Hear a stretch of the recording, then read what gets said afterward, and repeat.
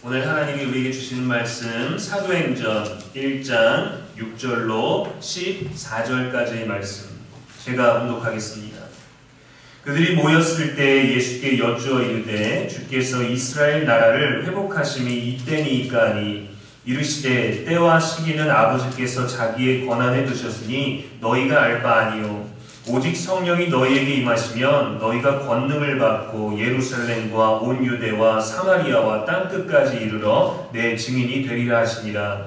이 말씀을 마치시고 그들이 보는 데 올려져 가시니 구름이 그를 가리어 보이지 않게 하더라. 올라가실 때 제자들이 자세히 하늘을 쳐다보고 있는데 흰옷 입은 두 사람이 그들 곁에 서서 이르되 갈릴리 사람들아 어찌하여 서서 하늘을 쳐다보느냐. 너희 가운데서 하늘로 올려주신 이 예수는 하늘로 가심을 본 그대로 오시리라 하였느니라. 제자들이 감람원이라 하는 산으로부터 예루살렘에 돌아오니 이 산은 예루살렘에서 가까워 안식일에 가기 알맞은 길이라. 들어가 그들이 유하는 다락방으로 올라가니 베드로, 요한, 야고보, 안드레와 빌립, 도마와 바돌로메, 마테와 및 알페오의 아들 야고보, 셀로신 시몬, 야고보의 아들 유다가 다 거기 있어 여자들과 예수의 어머니 마리아와 예수의 아우들과 더불어 마음을 같이하여 오로지 기도에 힘쓰더라. 아멘. 이는 살아계신 우리 하나님의 말씀입니다.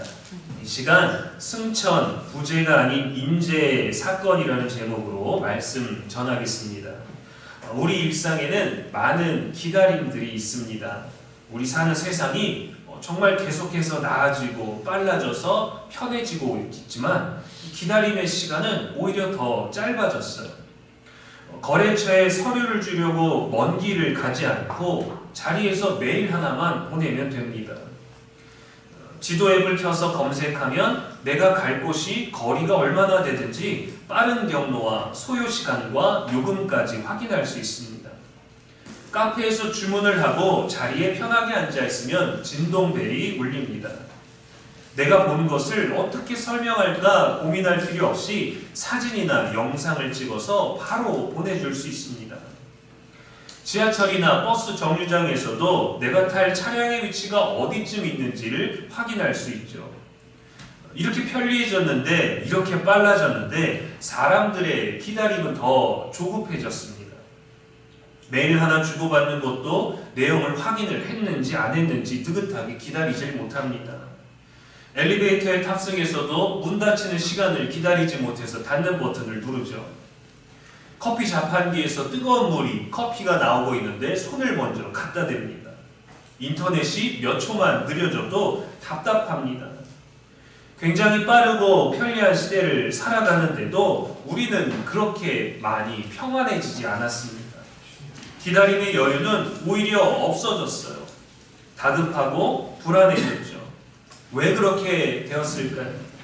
사람은 정보가 없어서 기다리지 못하는 것이 아니라 기다림의 끝에 결과가 어떠할지 모르고 그 이유도 그 어떤 것조차 우리가 장담할 수 없기 때문입니다.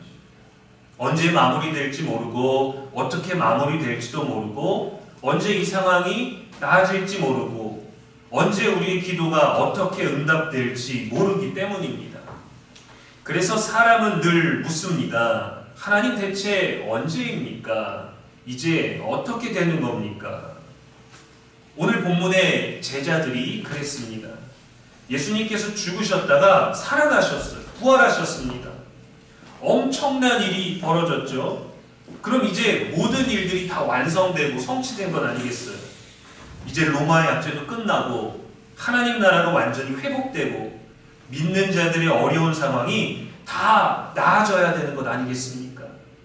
그래서 제자들이 물었습니다. 주께서 이스라엘 나라를 회복하심이 이때입니까? 이 질문은 정치에 관한 질문이 아닙니다. 주님을 믿어왔던, 지금까지 살아왔던, 버텨왔던, 실망했던, 죽으셨던 예수님의 절망했다가 부활하신 예수님을 보며 기대와 안정을 품고 있는 인간적인 질문이에요. 이제 다 마무리된 거죠. 이제 살만해지겠죠? 이제 더 힘든 단계는 없는 겁니까? 그런데 예수님의 대답은 당황스럽습니다. 때와 시기는 아버지께서 자기 권한에 두셨으니 너희가 알 바 아니오 라고 하셨어요. 인터넷 신조어에 관심 없다는 뜻으로 사용되는 표현이 있는데 알바노라는 말입니다. 들어보셨나요? 알바노. 알 필요가 없다와 노라는 이 단어가 결합되어진 단어입니다. 그건 내 알 바 아니다. 그게 나랑 무슨 상관이겠느냐라는 말이에요. 이 구약에서부터 이어지고 신구약 중간기를 거치고 신약 시대에 와서 예수님 메시아가 오시고 그분이 죽으시고 부활하셔서 이제 기다려왔던 이스라엘의 회복, 하나님 나라 백성의 회복에 대해 물었는데 너희가 알 바 아니야. 우리랑 무슨 상관인데? 라고 하신 거죠. 그들에게는 제일 중요한 질문이었는데 말입니다. 우리는 언제나 때를 알고 싶어 합니다. 언제 취직할지, 언제 결혼할지, 언제 내 집을 마련할 수 있을지, 언제 이 일이 끝나고 회복될지, 언제 나 괜찮아질지. 하지만 예수님은 이 명확한 시간표를 주지 않으셨어요. 이렇게 대답하셨습니다. 오직 성령이 너희에게 임하시면 너희가 권능을 받는다. 이게 중요합니다. 제자들은 언제입니까? 라는 것을 물었는데 예수님은 누구와 함께 하겠느냐? 이것을 물으신 거예요. 시간표가 아니라 임재를 알려주셨습니다. 마르다는 할 수만 있다면 자신의 죽은 오라버니 나사로를 빨리 살려주시길 원했어요. 그러나 예수님은 나는 부활이요 생명이다 라는 말씀을 먼저 주셨습니다. 우리는 기다림의 끝, 상황의 끝을 알고 싶어 하지만 하나님은 내가 너에게 어떤 존재이냐라는 이 관계 안으로 계속해서 우리를 초대하십니다. 우리는 믿음으로 하나님께 나아가려고 하죠. 그 믿음의 정도를 따라 하나님께 더 가까이 갈 수 있다라고 하죠. 그러나 우리의 믿음이 크고 작은과 상관없이 하나님은 우리와 그 관계 안에 있기를 원하시는 거예요. 가정의 달을 맞아 다양한 방법으로 어린이와 부모와 청년과 자녀의 모든 이 관계들을 끈끈이 하는 특별한 달이지만 하나님은 모든 때 우리와 하늘아버지와 우리 자녀된 우리의 이 관계를 늘 체크하십니다. 더 깊은 관계로 초대하고 계셔요. 생각해보면 우리 인생 대부분의 문제는 현재의 고통보다 이 고통의 끝을 모른다는 겁니다. 그것을 더 괴로워하죠. 우리가 아파하는 질병 자체보다 언제까지 아픈 걸까? 언제 회복될 수 있는 걸까가 더 걱정이 되고 지금의 경제적인 어려움 자체보다 앞으로가 어떻게 되는 걸까라는 것에서 우리는 더 불안해합니다. 그래서 사람은 미래를 위한 많은 움직임들을 계획하죠.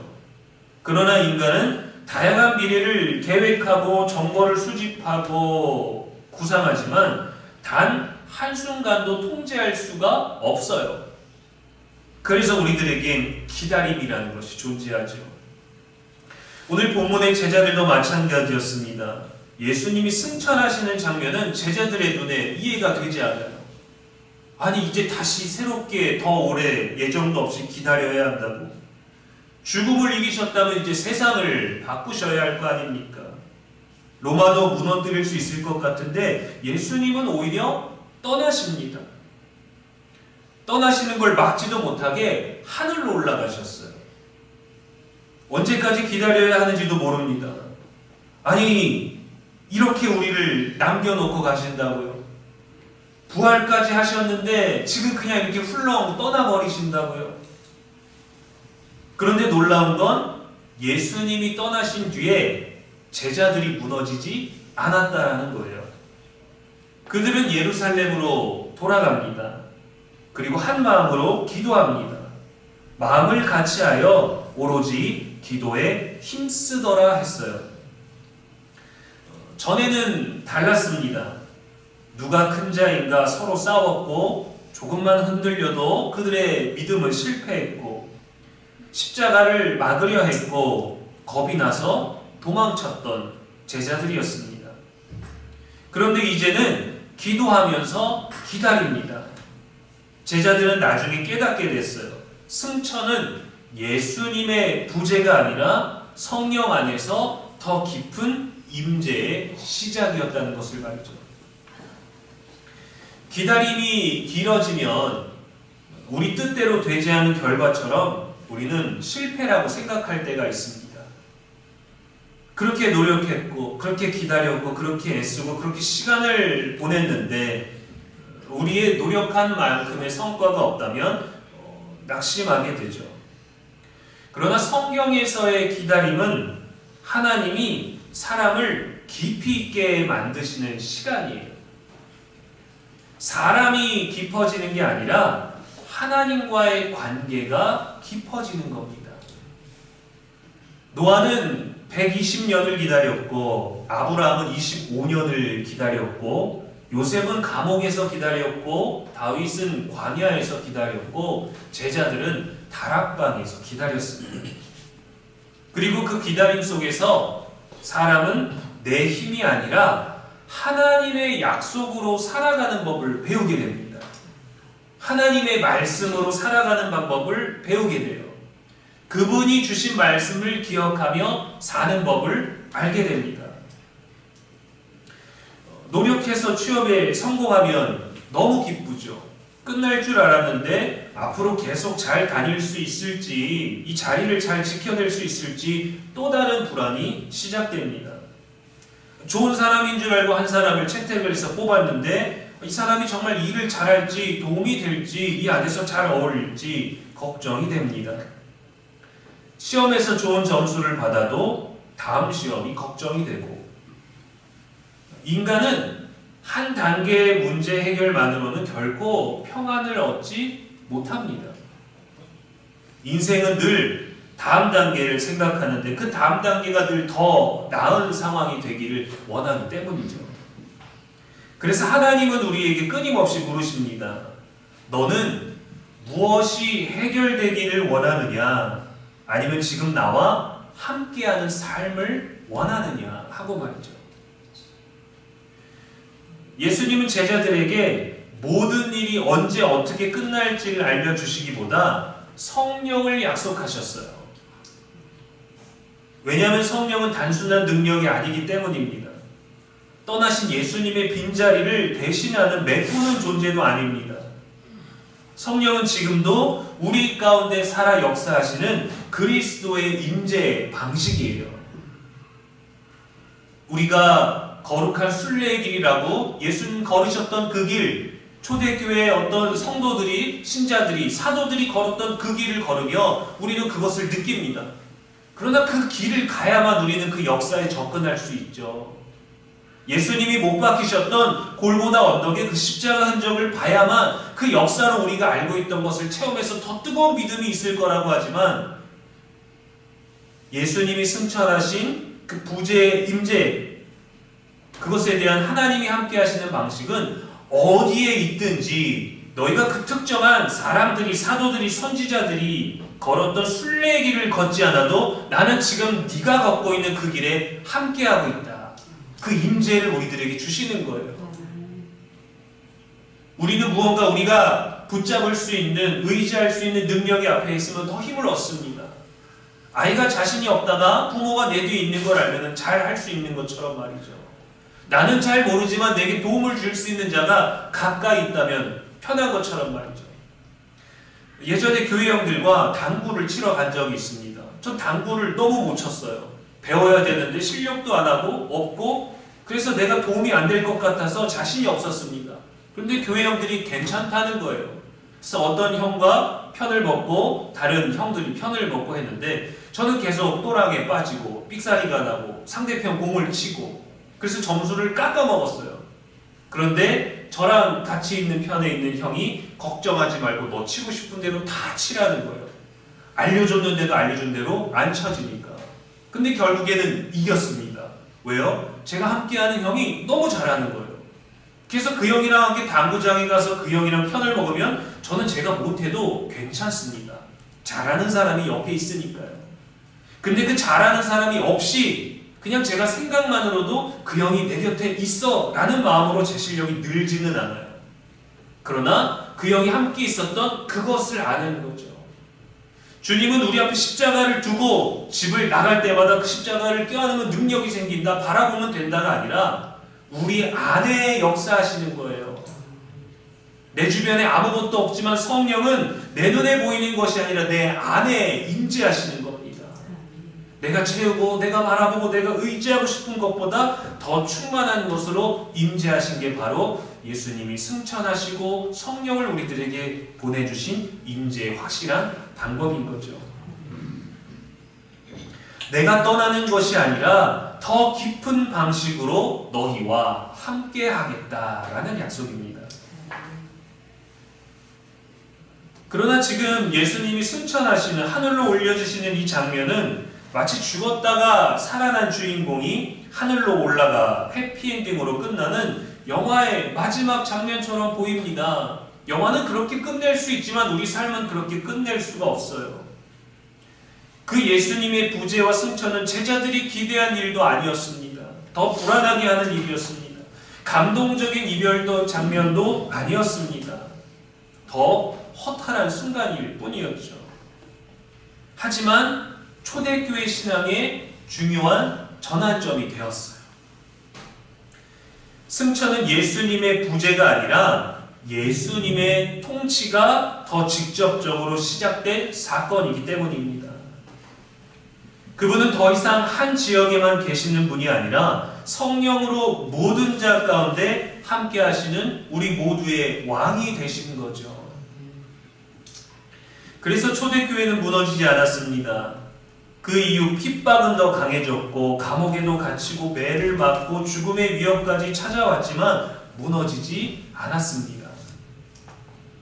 제자들 중심에는 주님이 이제 언제 다시 오시는가에 대한 기다림보다 지금도 우리 가운데 함께 하신다는 성령의 임재가 있었기 때문이죠. 오직 성령이 너희에게 임하시면 너희가 권능을 받고, 오히려 이전보다 더 깊은 방식으로 우리를 통치하고 계심을 믿었습니다. 물론 이후에 일부 교회는 예수님이 언제 다시 오시는지에 대해서 혼란스러워하고 흔들리는 신앙도 있었어요. 왜냐하면 사람은 언제나 이 끝나는 날, 그 때를 기다리기 때문입니다. 이 단계가 지나고 다음 단계는 좀 더 나아지겠지, 괜찮은 단계가 우리들에게 오겠지라는 현실의 소망이 있기 때문이죠.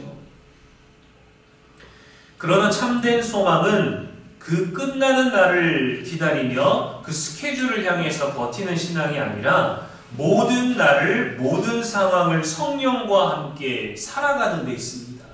그게 믿음인 거죠. 우리의 시간은 흔들려도 우리의 왕은 흔들리지 않으십니다. 우리가 주님에 대해 기대하는 것은 흔들릴 수 있어도 주님이 우리를 붙드시면 흔들림이 없습니다. 그러므로 조급함보다 주님의 약속을 붙드십시오. 불안보다 우리에게 주신 성령을 붙드십시오. 그리고 기다림 속에서도 기도와 말씀의 자리를 떠나지 마십시오.